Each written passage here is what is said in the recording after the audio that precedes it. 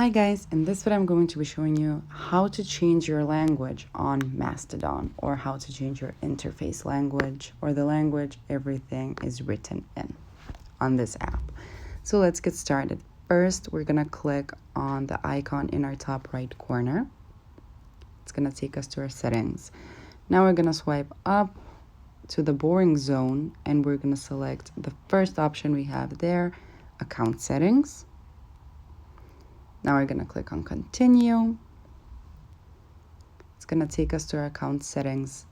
When we're here, we're gonna click the icon in the top right corner with the three stripes, and we're gonna select preferences. Now, as you can see, the first option we have is interface language. So we're gonna click on that. You're gonna see all the languages you have here. For example, I also speak Greek. That's the one that's above English. I'm gonna select that. You can select the language of your choice, and you're gonna click on Save Changes. As you can see, it's saved. Now everything is written in Greek, and that's how it's done. Click the like button if this video helped you, and subscribe to our channel for more helpful videos. Thank you for watching. Bye.